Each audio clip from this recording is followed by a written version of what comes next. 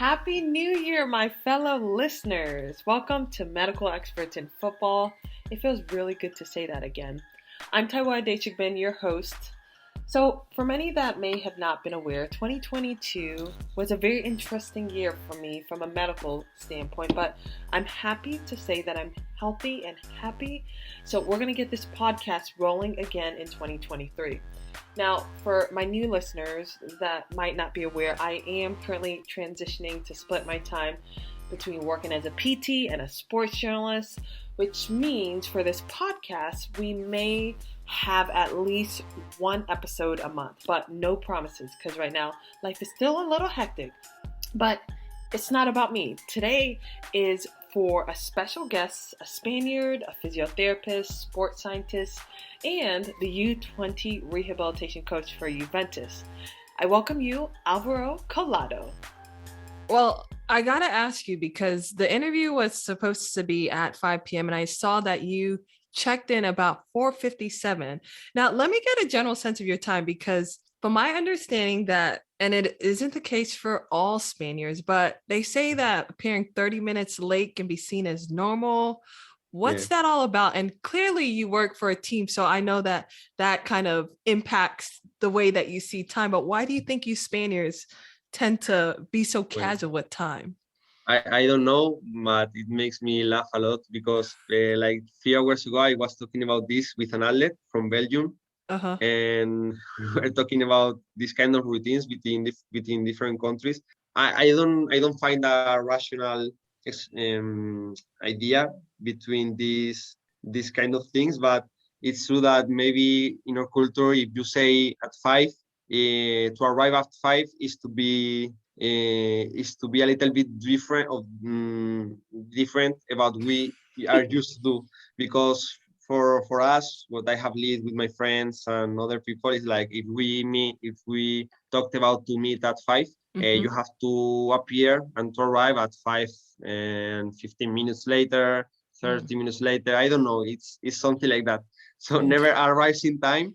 I had that experience in my Erasmus. I did the Erasmus in Portugal. And what's that? And I was in Porto, in the north of Portugal. And when we were organizing parties with different people from different countries, like Netherlands, like Germany, and so on, maybe we said, okay, let's come to my place at 11 in the night. Parties, and, okay. Yeah, a party, and they were calling the door. We opened, and the Netherlands people, Germany people was calling, and we were like, why are you here? It's 11. And they say, yeah, you said 11, so we are here at 11. And we were like, yeah, if we say 11, you have to come 1 hour later. So this and I don't know, it's something like that. But that's really funny. I arrived 3 minutes previous the hour we said, so let's say my behavior was not that bad, I think. Yeah. Well, kudos to you for coming earlier for this interview. You've grown up in Valencia, which is the third largest city in Spain, located on the southeastern coast. Can you tell me what is it like living in that city?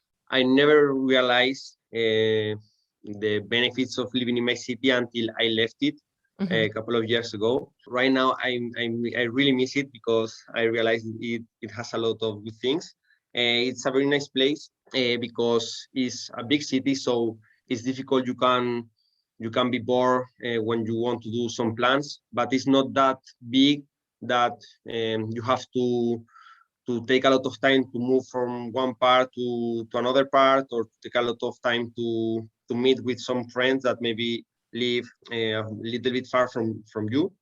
It's good because the weather is so nice. So I remember last Christmas, I came to visit my family, and it was like 5th of January, and I was without t-shirt, eating paella, taking the sun. It was very nice. Yeah. As soon as I arrived here in Turin, where I live right now, I had to put all the clothes in because I was dying of cold. And yeah, it's a very nice city, nice weather, nice people. People there is very, very open. Okay. We consider us very, very open. So we try always to meet new people, to do plans. We are very open in this way. It's not like that in other areas of Spain. maybe in the north it's not easy to find that kind of character. Yeah, it sounds like you made a comment about how like people maybe up north may not be like as open Yeah. as the southern region. That seems like a common theme amongst like different countries, because in the south where I grew up in the States, I think people are a little bit more open. In the north they're a little bit more colder, and it might be because the weather's so cold, don't you think? I really think so. I have the same theory. I have Uh-huh. always think of that. I think sun allows you to be more maybe in the streets, to socialize and so on. Yeah. I really found the same here in Italy as well, because I live in the north. Most part of the friends I have, they are from the south, who came Oh. here to work, to studies and so on. Mhm. And these Italian friends told me always the same, like, yeah, in the south of Italy, it would be like in the south of Spain, the Yeah. same situation. Something that it surprised me, it was instead the opposite in Portugal. I was living in Portugal for 6 months, Mhm. and they told me that in the north, for example, people are more open than in the south. It's very curious. Oh, I was interesting. told this. I don't know if it's true, but it's very curious. Well, I'll have to find out on my next trip to Portugal, see if that's a real thing. Well, I know you said you're now in Turin, which is northern Italy, and there were many aspects about Spain that you really miss. But if you could pick the one thing that you miss a lot, what would that actually be? The thing I miss the most would be my family, my friends, because if we look about other aspects, there are not too many difference. For example, the culture between Italy and Spain is more the same. It's not that different. Also, the food is very nice here. It's also very nice in Spain. So, of course, I miss my food, but then I go here to eat a pizza and Yeah. no more problems. So I would say that part, the personal part, the family and the friends. Okay. And speaking of food, you may not be aware, but I'm a real food junkie. So, what's the signature dish if one is to visit Valencia that they must try? And then I also want to know, what's your favorite dish? Of course, if you go to my city, to Valencia, you have to eat paella. I think it's the most And what is it? um, Can you describe it for yeah, first? I've never seen it. is a dish made of rice. Mhm. It's very common. In Valencia, it's probably in Spain the most known dish internationally all over the world. When you talk about Spain, most of the people knows paella instead of other dishes. We are very protective with our dish because sometimes in the Oh. social we see kind of recipes a little bit different, and we like to say that that is not paella, is rice with things, not paella. So we are Get it right. very proud and very protective. It's Mhm. made of rice, a little bit of meat, of chicken, rabbit, also vegetables, a little bit of tomato, and some species of the city. Mhm. But that's the thing. The curious thing is that the ingredients are not so, I don't know how to say it. Maybe not that fancy, but put it Okay. all together, they taste it tastes so nice. I could say that not the one my favorite, because I have a lot of. It's Mhm. difficult to choose when you talk about food. So I Yeah. prefer to have a lot of favorite dishes Okay. instead of one. Yeah, I'm like that too. And then what about if someone has maybe just a week and they want to just relax in Spain? Obviously, you're near the beaches, but what's a chill back spot that one can just visit, say, for a couple days to a week? In Spain, well, of course, I could say places near to my city that I know, but I'm not going to say that. I'm going to talk also about other parts of Spain, because I think there are a lot of amazing places. I would go to the south, I think, because of the things I said before. The people are so nice. You can feel like at home, Mhm. and the weather is so good as well. And maybe I would like to go to Cadiz. Cadiz is the south part of the south of Spain, Mhm. and yeah, you have there are a lot of beaches. The weather is nice. You can relax if you want. If you want to do something more active like doing surf, you can do it as well. some days. So I would definitely choose the south. Okay. Is that area really populated, like with tourists? Because sometimes as a tourist, it's cool doing touristy things, but it sucks being around so many tourists, Yeah, you know? that's true. That's true. Yeah, it's maybe it is not the most famous place to go Okay. in holidays, but June, July, August it's Mhm. gonna be a little bit crowded. So maybe I would say that the best strategy is to go when the weather is good, like May, but not the still holidays period. Okay. So I think it would be nice, of course, because I agree with you with that. Now, I do have to ask, have you been to the States before? Unfortunately, no. I Wow. really would like to go to the States because well, since I was a kid, I'm used to see the United States in the film, so it's very famous everything there. I became very curious when I started seeing this kind of things, Mhm. and I think it would be an amazing experience. Also because I have friends that went there. They Yeah. taught me, and they all said that it was a very beautiful experience. And Well, what's, they also told me, and yeah, I that's want to hear. interesting, that it's a mistake to say American people or people from United Spain or United States is like that because in every part of the United States Hmm. the people is made differently. Yeah. So it was very curious to me And when I I think that's really like any country, because I yeah mean, so far, like Northern Italy, people know Central are even different to some extent. But obviously, being a Southerner, meaning, down low, we tend to be a lot warmer. So yeah come to the South and I would be more than yeah glad to give you company and take you around. Well, what's stopping you? Is it your schedule or is it just the well timing? I think right now it's my schedule.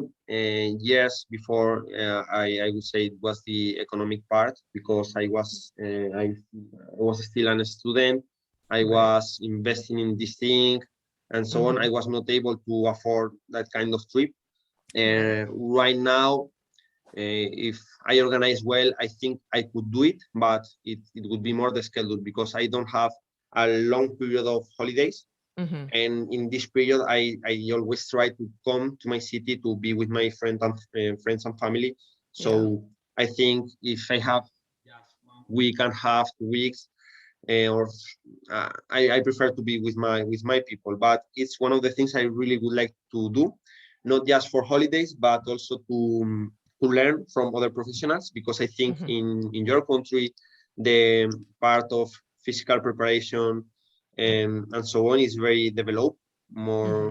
more developed than here.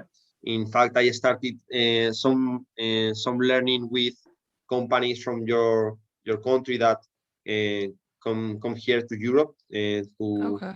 to do some lessons to show us how they work. And I Yeah. would like to go for these kind of things for holidays and also to live there for 2 3 weeks with a group of people Yeah. that are working with athletes and to keep improving my skills. Yeah. Well, I know there are many listeners here that are kind of like, let's get to the soccer medicine.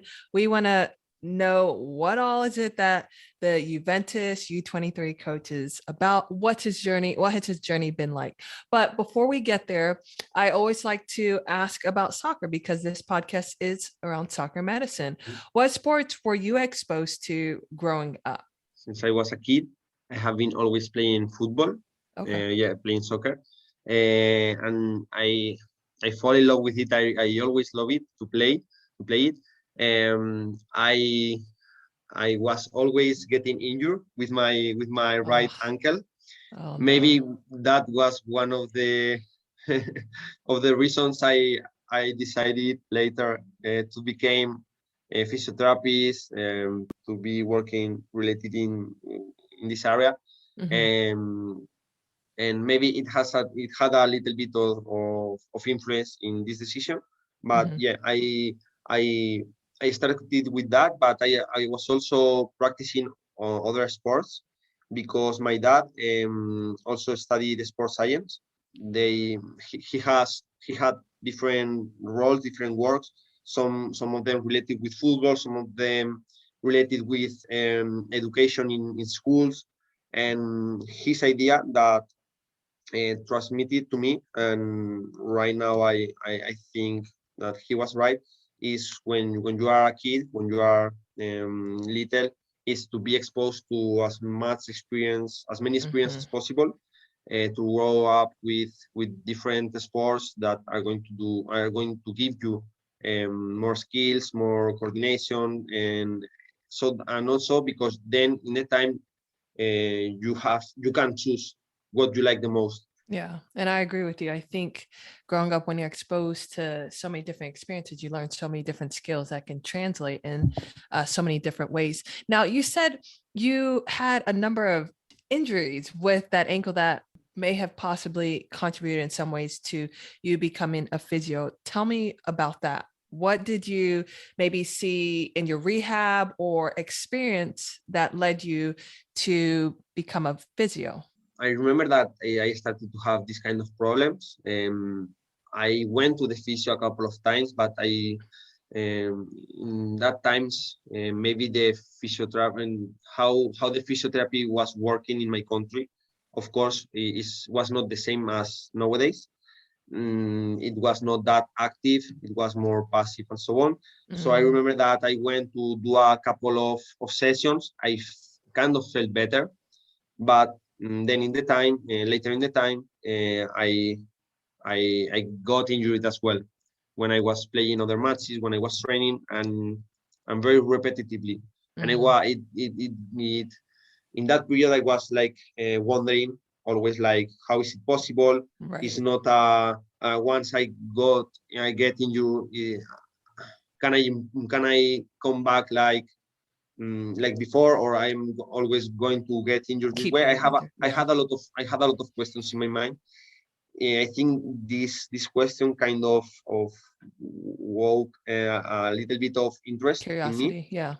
Curiosity, yes, of course, and then because I was always practicing sports, my family and that culture, and everything put together, I decided to choose this kind of studies, like to study physiotherapy and sports science. So very cool. So can we first talk about what is the schooling like in Spain to become a physical therapist? Because in the States, now we have to study, it could be up to 6-7 years to get our doctorate to become a physical therapist. What's the process like for y'all in Spain? Okay, in Spain, it works like, okay, you are in school until more or less 17 years, 17, 18 years. A little bit before, you can also choose to stop being in the school and maybe do a kind of another kind of study, more focus on professional things, without the necessity of going to the university to do this kind of way. Instead, if you want to go to university, as soon as you finish the school, the last 2 years, if your marks were good in the exams, you have a media, let's say a media from 1 to 10, like how was your perform. And as soon as you finish this, you go to an exam of different subjects, and made in a national way, is for everyone in the country who wants to go to the university. And if you succeed in these kind of exams of different subjects, like English, like maths, like history and philosophy and so on, you have priority to choose what kind of thing you want to study. So if you are very good, if you succeed and so on, you can choose any degree that you want. For example, medicine is very difficult to access to study medicine. Yeah. Other degrees is not that easy. So it would be more or less the process. Like, you finish the school, you go to this. If you pass the school, you go to do this kind of exams. And depending on their results, you can get into the degree you want or not. In Spain, we also have a public university and private university. So if your marks are good, you can choose. You can go to the public. If you are not, if the marks are and then yeah are not that good, and you are not allowed to enter, you can choose the other via that it would be the private university. But it's more expensive, right? It's more expensive, of course. Yeah. The thing with me that in the last year, 2 years before, I was a little bit lost. I was wondering, okay, what should I study? What should I choose? Because I like sports science, I like physiotherapy, I like psychology, I like languages as well. Mm-hmm. Nowadays, I'm not that good as you can see, but Oh, you're I pretty really good. like it. And in the last year, I decided that I really wanted to do physiotherapy and sports science as well. And that's the interesting thing. This kind of degree, of double degree, let's call it this way. Mm-hmm. And they are not in the public university, but yes, but they are in the, you can find them in the private university. Okay. So in this last year, I decided to choose physiotherapy and sports science together. I Mm-hmm. was about to go to another city, to Madrid, to the capital, because the offer it was just there. But fortunately, they opened the possibility to do it as well in my city. So I stayed in my city and I studied the double degree, Okay. not just physiotherapy, not just sports science, um, both of them together. The university in Spain is normal, usually 4 years, Okay. and then you can choose to do extra learning To formation, like specialize. to specialize a little bit more. For example, you finish physiotherapy, you can specialize to sports physiotherapy, to neurological physiotherapy, and so on. Um, of course, degrees like medicine, you have to spend more years. It's not just 4 years or 6 years. So depending, of course, as well in the studies you want to do, you have to spend more or less years, but usually are 4 years in the Okay. university. In my case, the double degree was 5, 1 year more, one more year. Wow. So you were, man, that seems like a lot of work. Are you still studying or are you all done? Well, I'm done with the official studying. Of Yeah. course, for my work and so on, I keep studying probably more that I used to do in the university period. When did you finish? I finished in 2019. Okay. I Okay. finished. So you've Not been that, out. yeah, 2 years and a half, 3 years ago, more or less. Yeah. Gotcha. Okay. From my understanding, you were working as a physio, it seems like in a clinical setting, and you transition. Now you are the rehabilitation coach for Juventus U23. Can you explain to me what the transition was like and how did you make your way all the way to Turin? Obviously, it's not that far from Spain, but it's still a different Yeah. country.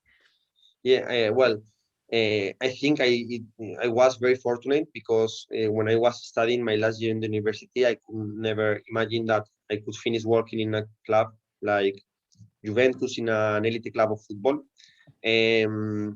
When in my last year of university, I had to finish the sports science area, and Mhm, I went to Portugal to do a kind of internship to Football Club Porto, mhm, and it was my first experience as in the let's say in the soccer world. mhm. So it was my first contact there. I was not doing anything related with physiotherapy or with physical preparation. I was just supporting the technical area.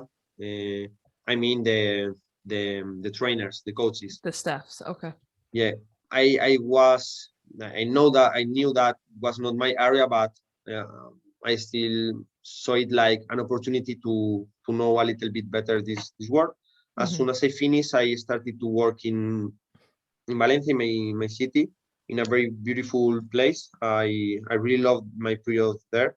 I still have contact with my ex-colleagues, with the therapists and so on. I learned a lot of.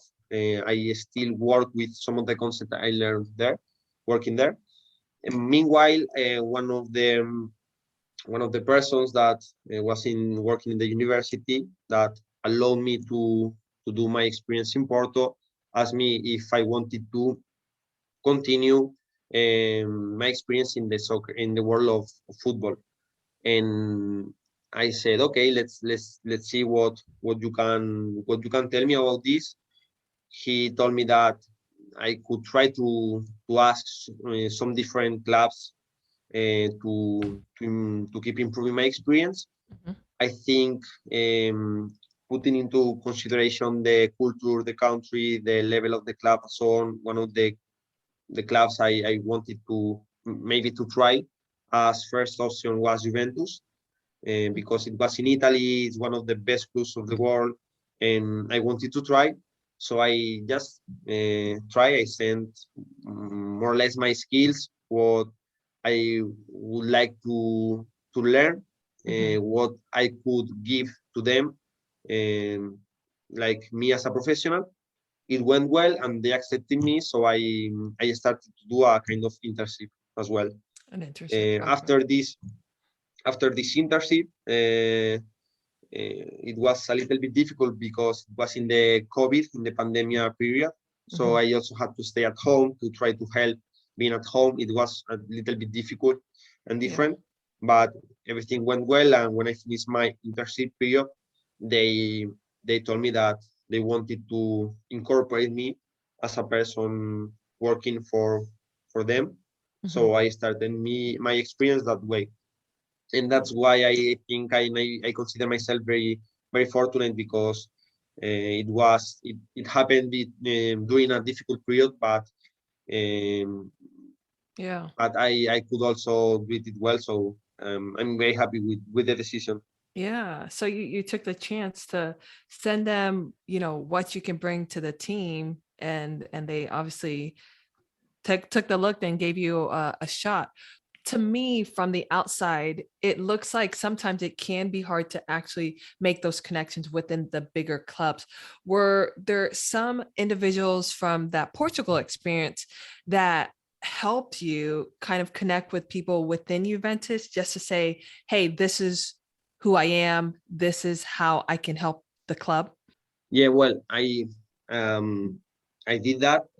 I think one of the important things when you talk with someone, or with an structure, with a club, and so on, um, is to tell them as well the specific things you practically can give them. So when I took that decision to stop working in my city, to go there, I decided to tell them, okay, I would like to go with you because I consider that you are one of the best clubs. I would like to learn this, to have this in my experience, but also you have to know that I am able to give you these kind of things.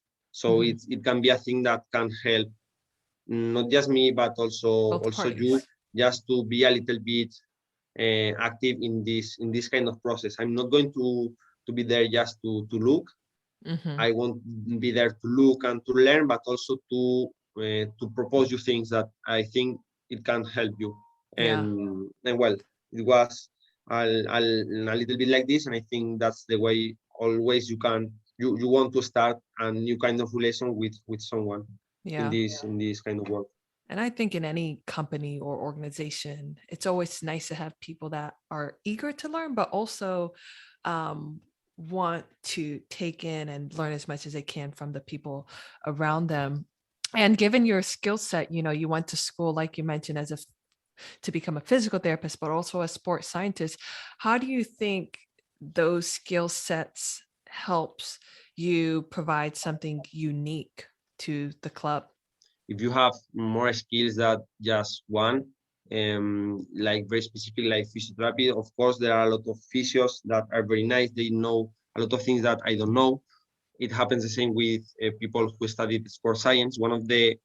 I think one of the best things to have these two areas that I studied, these two areas, is that I can understand the two ways of working, and I also try to put it all together, like to combine the part of physiotherapy and the knowledge of sports science.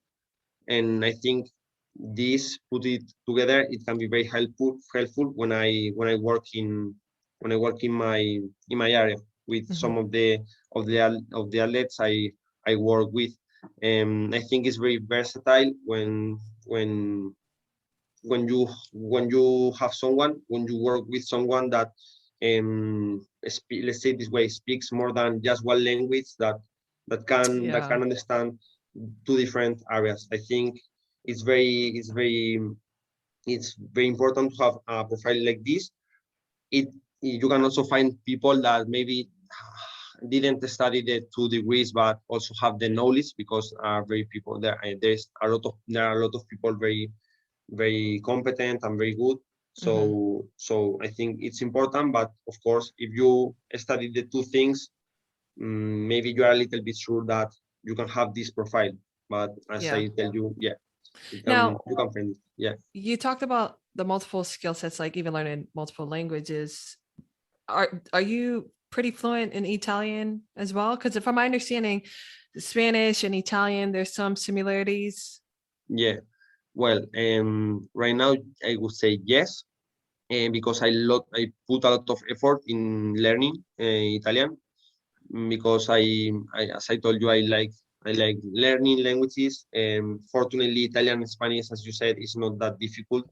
Of course, if I had to learn Russian, Chinese, or another language more different to my language, it would have been harder. With Italian, it was not like that.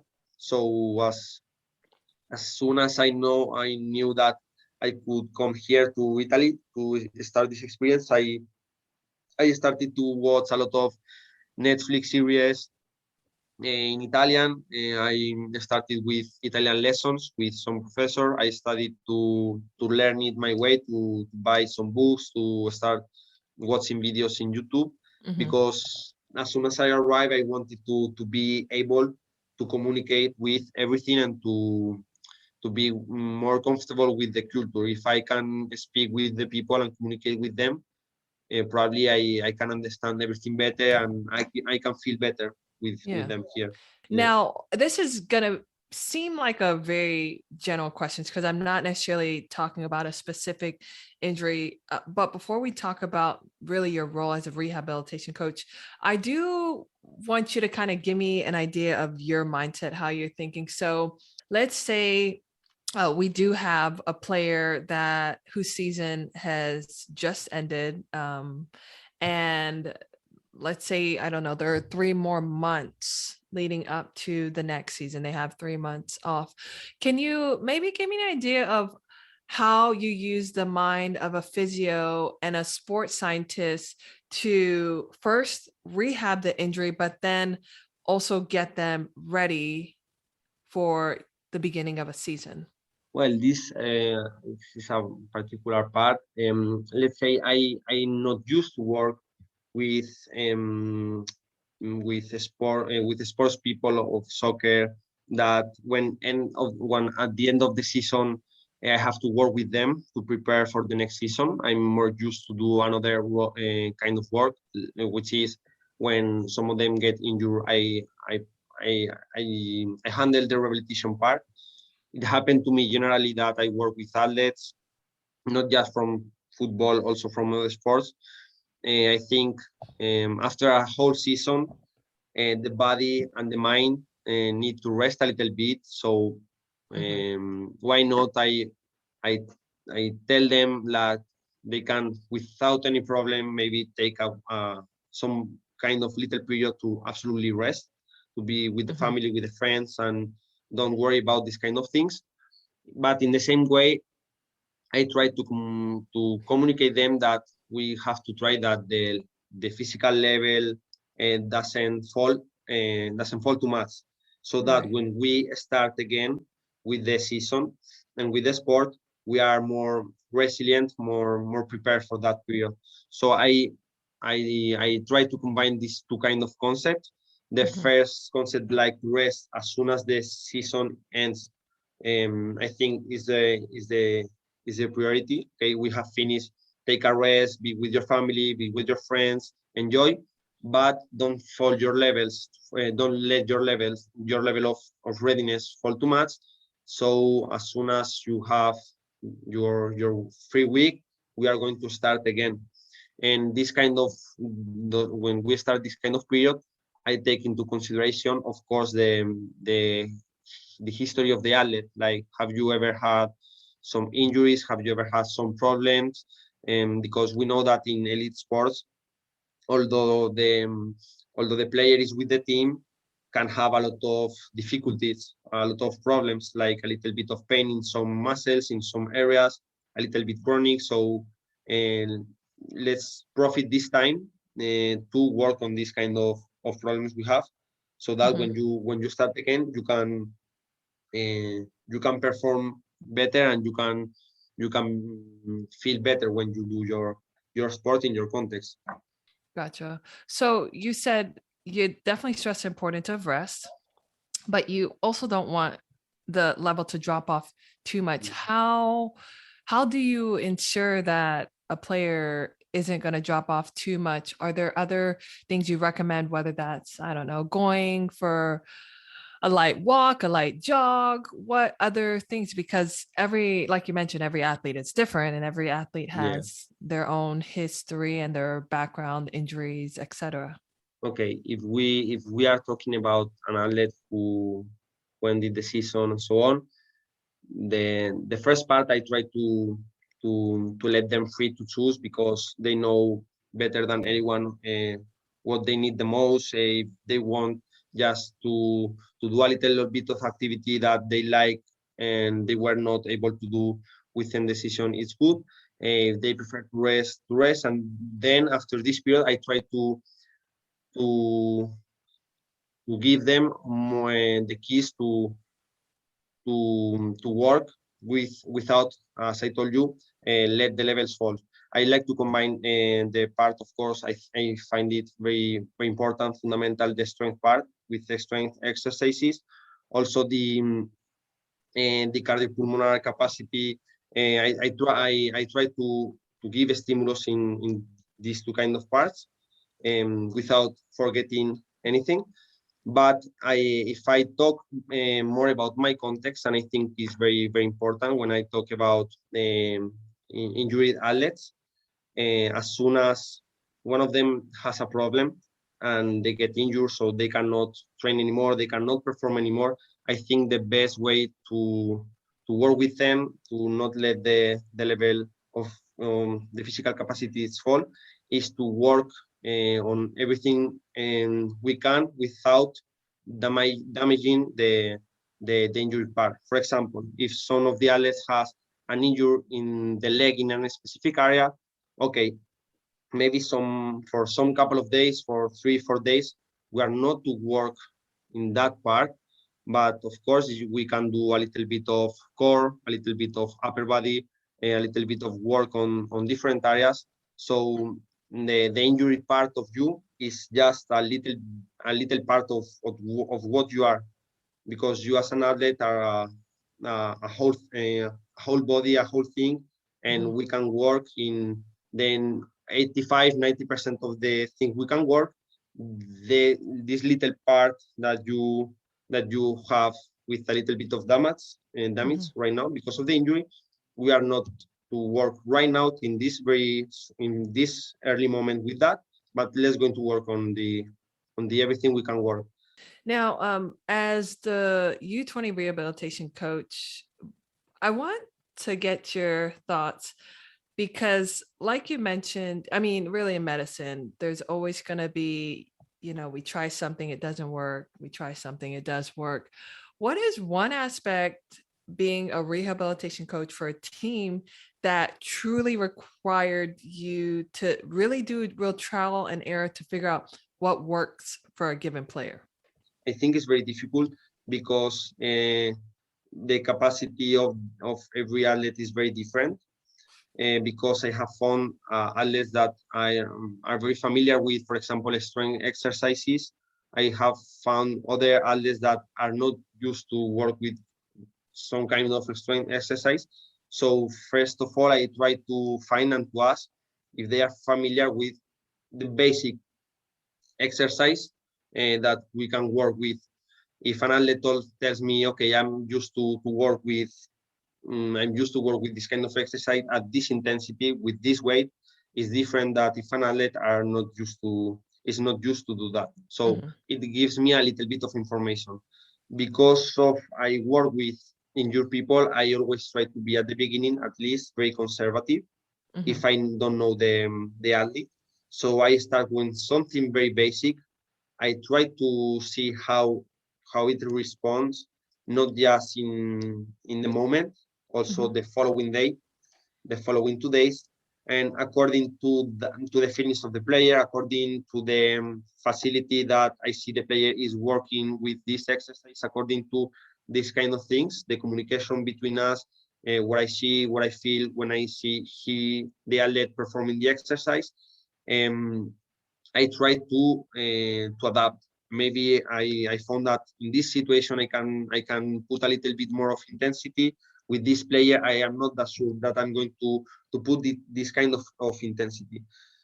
This would be the part individualized with every athlete. Also, I try to consider the biological part, and I think this is more about kind of try to study the biology, the physiology of tissue healing. So I try to put these two kind of things into consideration. Also, if I know that the athlete has a very good capacity, are familiar with some extreme exercise, he has, let's say, power in his body, let's say this way. If he's in a very early part of the rehabilitation after injury, maybe I try to consider this as well. So let's say the first period, I take it like, okay, let's see, and let's take into consideration these two parts. I think the combination of both of them are very important.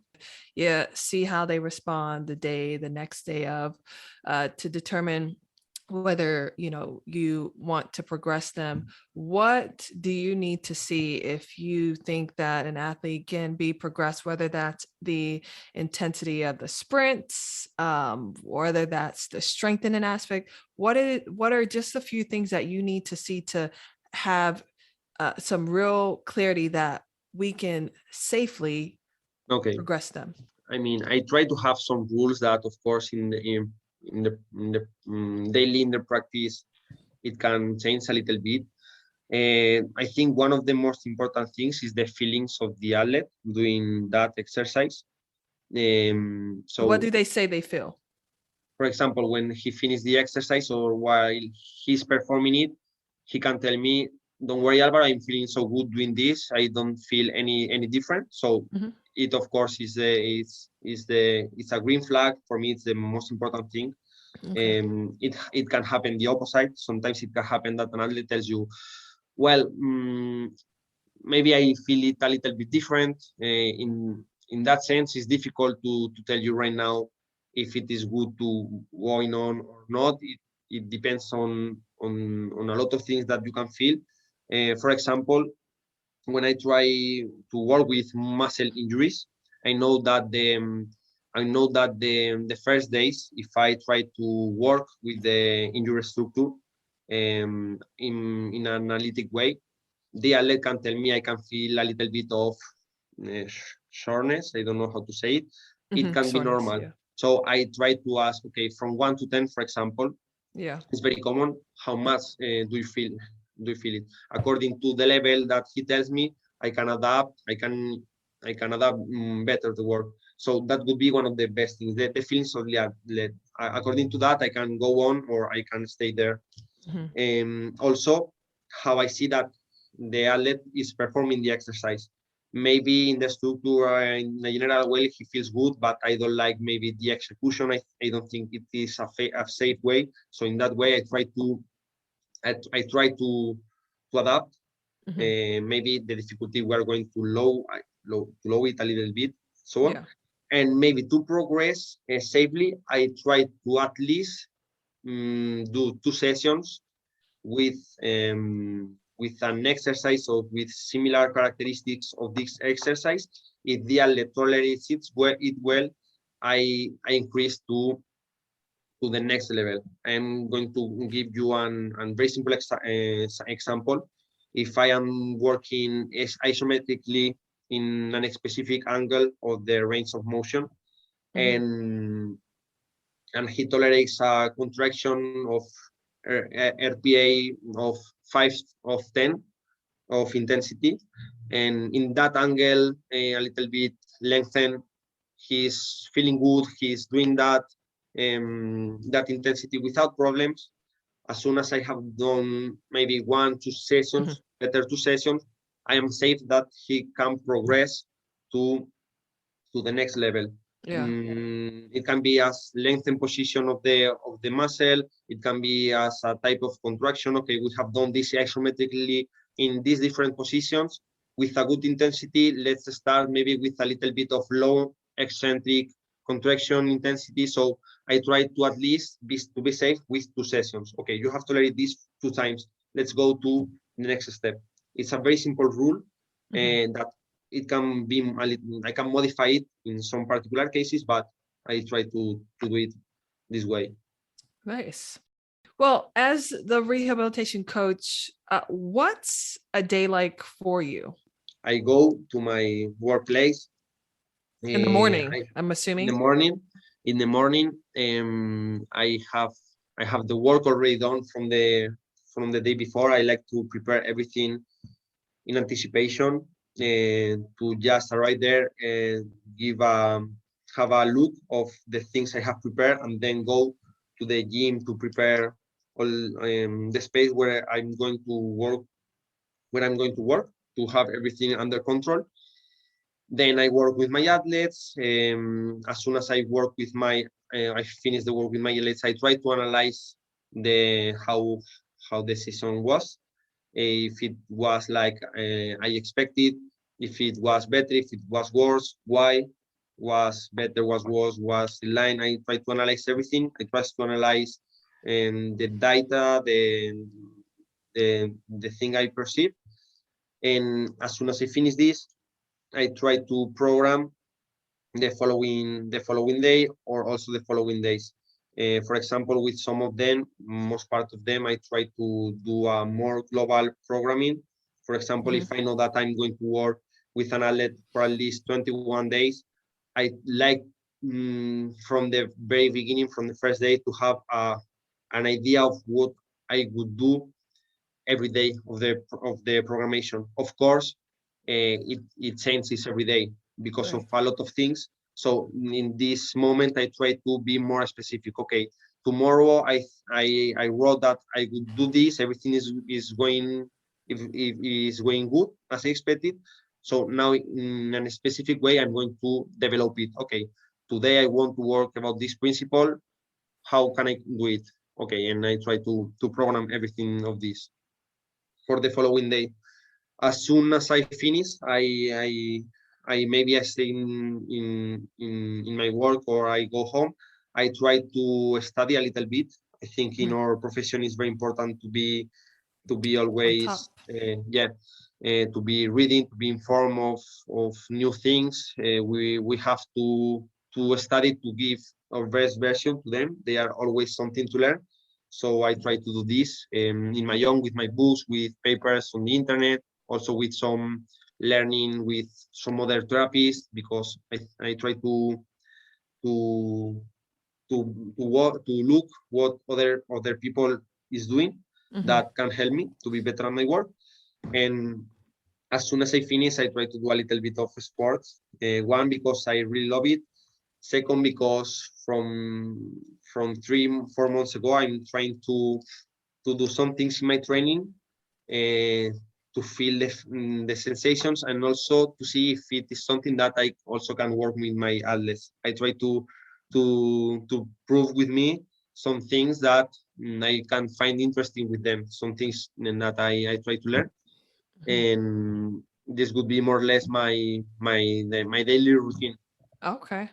So, this is a full-time job for you, right?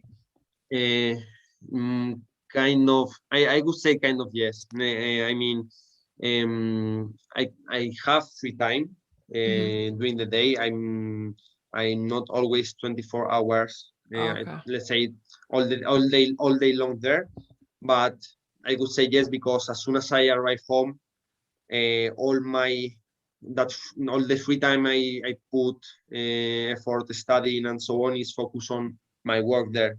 So finally, a little bit of I would say a little bit of yes. On the other hand, I not just work in the soccer world. I also work as I'm starting like a physiotherapist and also rehabilitation coach in other clinics, other places here, and to keep improving some other areas that maybe I couldn't do if I just was focusing in one kind of work. So I combine these different works. I see. Now, going back to being a rehabilitation coach for the U-23 players, you said, you have to sit down, assess, or, prescribe whatever given program, assess. How stressful is it to do all of that within that day to then decide what you're going to do the next day? It's something that, to be honest, at the beginning, it was a little bit hard for me. Every time that I'm doing, I really like it more because I think it allows me to do my my my work better. I think it's a little bit difficult to think what is going to happen between that period because it can happen a little bit of things.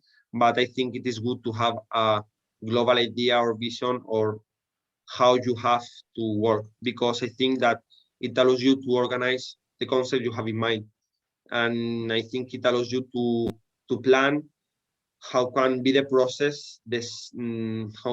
How can you do it safe to arrive to the point you have to arrive. For example, if for me, if I have to work with an athlete that this day has to be with the team and has to do sprinting, change of direction, this kind of activity at maximal intensity, of course, I have to, I must have an idea of how I have to arrive there with security.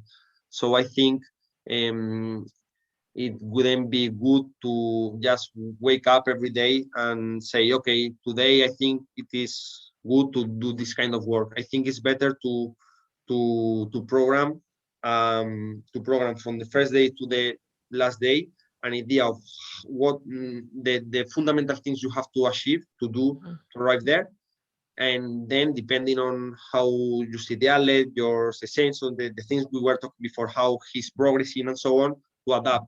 That's what I was telling you before, of adapting and to be more specific. Okay, everything is going good. Today I have to do at least a session of sprinting or very close to sprinting. How specifically I'm going to do that? I'm going to program this series. I'm going to program this thing, but I know the principle. I have to do this. How I'm going to do this? It would be the part of of the daily part. What I have to prepare every day. Yeah. It's very difficult. I think it's not easy to do, and it's not you can.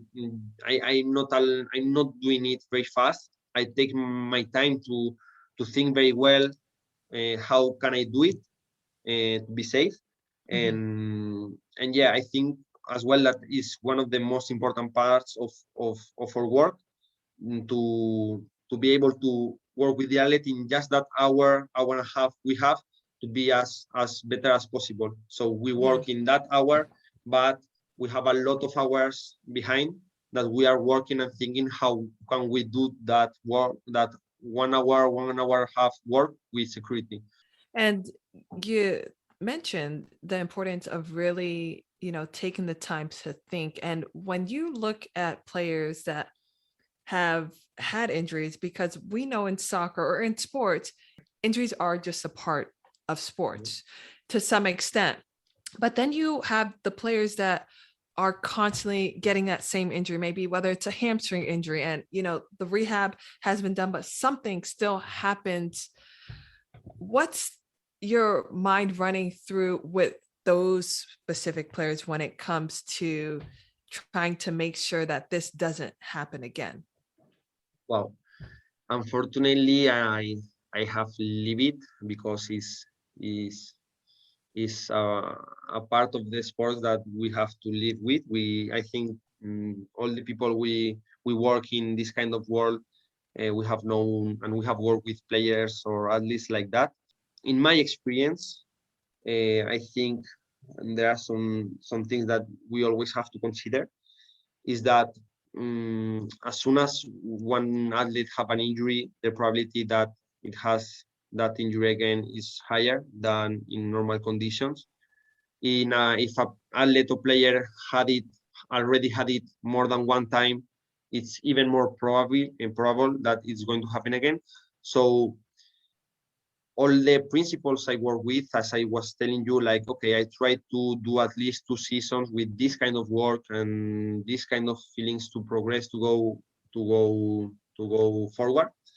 With this kind of athletes becomes even more important. So maybe not just 2, maybe also 3.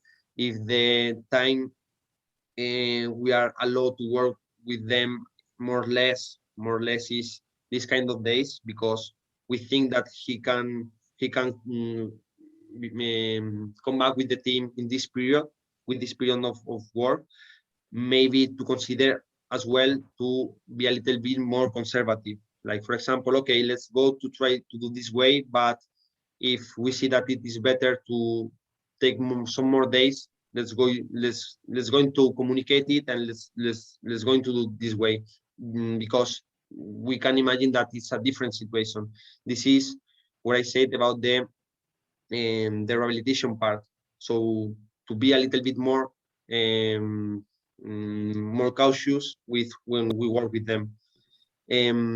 About other things that I consider as well important is not just the structure, okay, like, okay, you have had the injury here, but let's consider what other parts of the body, what other things can be conditioning you.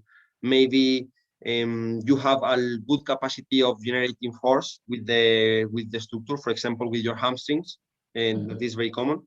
Maybe you are with good capacity there, but I don't know, your running mechanics are not that good and are putting you always in risk. So let's try to focus not just in developing strength in your muscle structure, but also in all of the other things that are conditioning you. I think that's very important. Also to be able and to, if we have the opportunity to work with other professionals, in my experience, I think that I can have to some players a very good things, but I have other colleagues, other physios with different knowledge, different perspectives to communicate with them, to allow them to help me. I think more people working together is better than just one vision of my vision. So let all the staff, let all the people that can help me. And how many staff do you all have for your team? Like, how many rehab staff do you all have for your team? Well, in an elite club, and in my context, of course, I am, as I told you, I work with I do the active part of the rehabilitation, but of course, as in other clubs, I have another colleagues that work maybe with the more passive part, like the tissue treatment, with other kind of therapies. I would handle the active part, but as I told you, I would consider these kind of things to let other professionals of the staff help you, to involve them, to consider be more conservative with the progression with some other things, and try to understand what is conditioning that what is conditioning that the structure is always getting injured, not just the focus on the structure, but all the other things that can condition it. Yeah. So for your club, you are the main one responsible for the active rehabilitation, but you still have other colleagues that you can reach out to for questions or some advice. Is that correct? Okay. Well, I also saw that you were working before that with the U15. Can you tell me, like, what was the biggest learning curve for you going from U15 to the U23 group? The idea of my work is always the same, to help the athlete that has suffered an injury to come back with the team, to be able to train, to be able to compete. Um, One of the things I consider more important with them is, I would say, in any context, not just football, in any sport, in any situation. I think with young people, we don't have to look at the calendar, at the competitions, and so on. We have to look at the development of them, to allow them to recover, to be able to do things safely.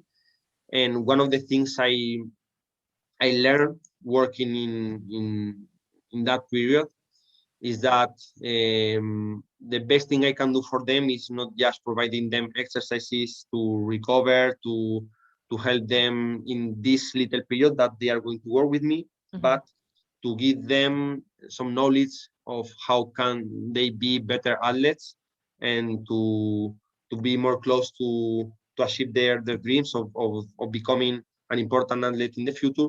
So the education part, I think, with them is very fundamental. The respect with the professionals that are working with, the respect with the other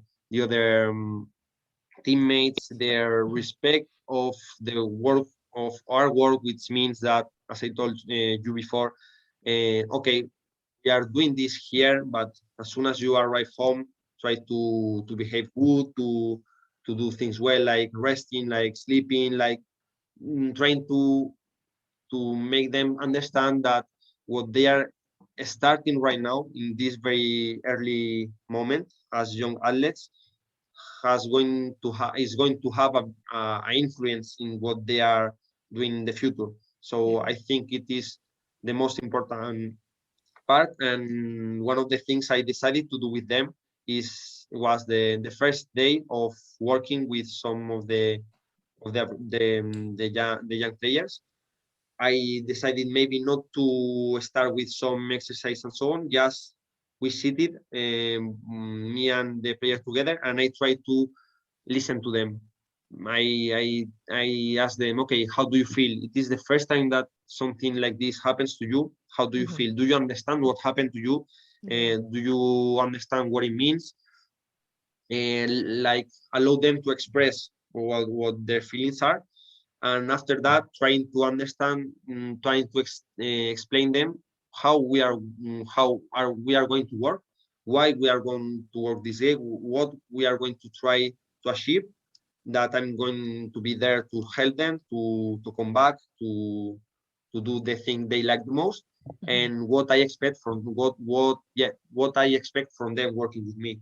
I need Yeah. you to be this way. I need you to and help me to help you. Yeah.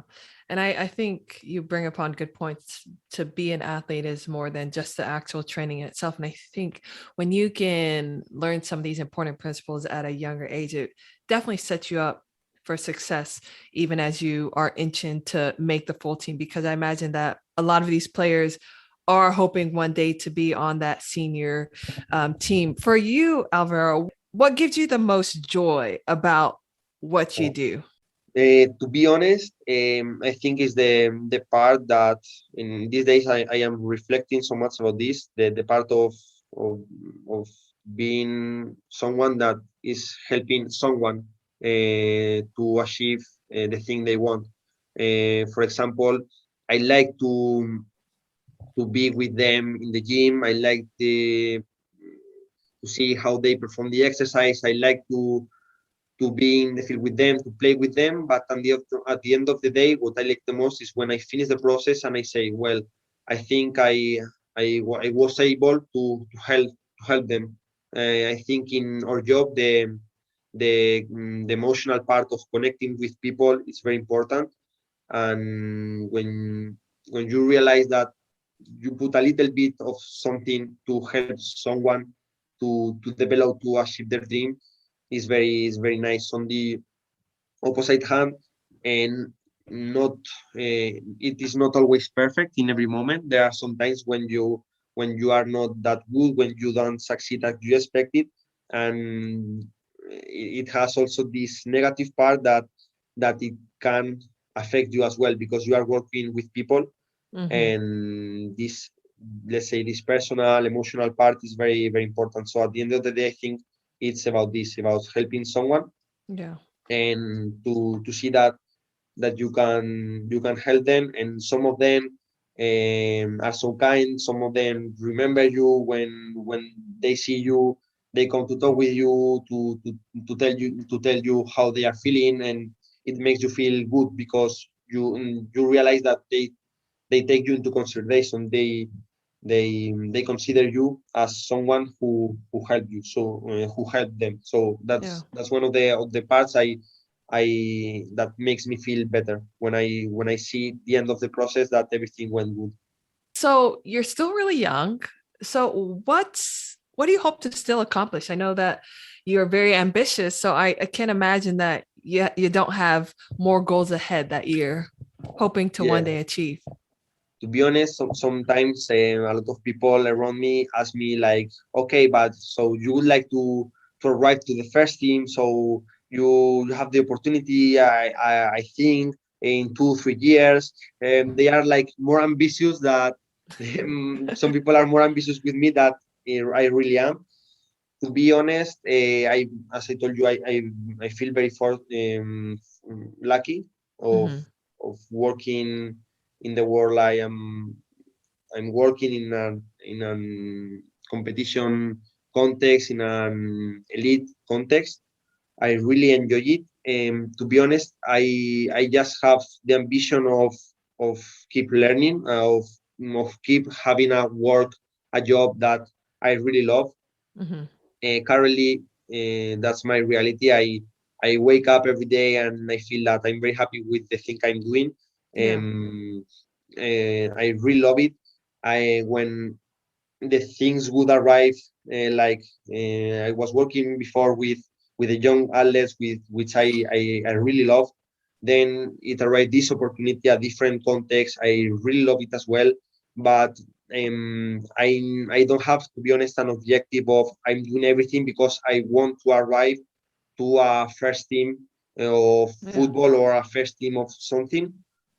I don't have an ambition in that way. I just have the ambition of becoming better therapist, because I have still a lot of things to improve, a lot Yeah. of things to learn, a lot of things to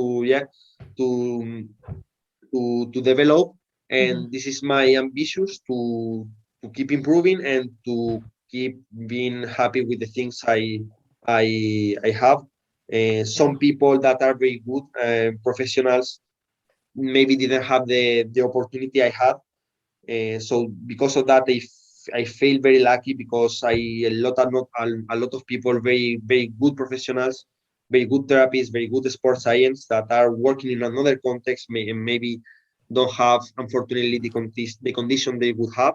Yeah. Because of that, I feel very lucky, and my ambitious is to Yeah. keep being happy with the things I do, and to keep Being improving. yeah, being happy. That's great. And I really liked your response. I wasn't expecting that, but when you talked about just wanting to keep learning, I think that mindset too is helpful to some extent because you also don't put too much stress on yourself and you just kind of focus on the moment and you find if you're really eager to keep learning and growing opportunities will come up whether you saw it coming and then you can kind of choose but I think sometimes we as people tend to we do have some of our okay I want to reach this point which there's nothing wrong with it but I also think from your viewpoint just focusing on that thing can actually create those opportunities whether you realize it or not. Now you are very fortunate to be working within a club and as you mentioned the obvious is that there aren't all these positions for everyone to work in this setting for maybe a future, whether it's a physio or a sports scientist that has aspirations to be a member of one of these clubs and they haven't yet got answers, no response. What could you tell them to maybe encourage them to either keep going, to keep pursuing this goal of one day working for a club? As it happened to me, and in related with with what I recently told you, I think the best advice I can tell to someone is try to be the best version of you. Mm-hmm. Try to create, of course, and to search these opportunities. No one in the world can ensure you that the opportunity is going to arrive. But if you try to find the opportunity and you are the best version of you, you are more probabilities to succeed. And I think this is one of the best, the most important things. So you want to work in the world of football, you want to work in the basketball world, try to study in that way, try to make contacts of that way, try to offer you as a professional, as a person in some of the clubs, maybe not the best club in that moment, but try to start doing something in that way. It's not going to be easy, but it's a way to start it. As soon as it starts, just as I told you, try to be the best version of you, because if you are the best version of you, you are probably putting everything you have to be better, and it can allows you to be perceived as someone who loves the job, who wants to do new things. And also one of the things I told that day, I said that day that I would maintain, is that you have to accept that in our work, in our developing process, mistakes are going to happen, and it makes part of the developing process, the learning process. Don't try to be very hard with yourself. And that is an advice I try to tell me that I that I really try to and the important thing is that when it happens, try to have a reflection and to think what happened to be better. You are not going to be perfect. Anyone in this world is going to be perfect. Not every day the things are going to be good, but if you put patience, you put your effort in doing it well, probably you have more probabilities to grow, to succeed, to arrive more far away. Go further in life. Go further. I feel like I'm leaving this interview even a better person, and I my headspace is in a good place right now. So thank you so much for just all of your insights. I really appreciate your time, and I hope that our paths will one day cross for sure, hopefully soon, right?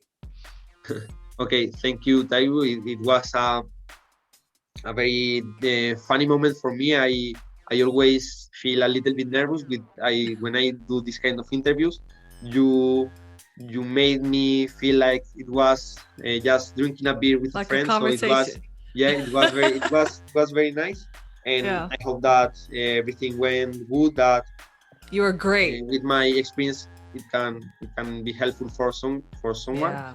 And thank you for your time. It was fantastic. No drinks, but it was a great conversation.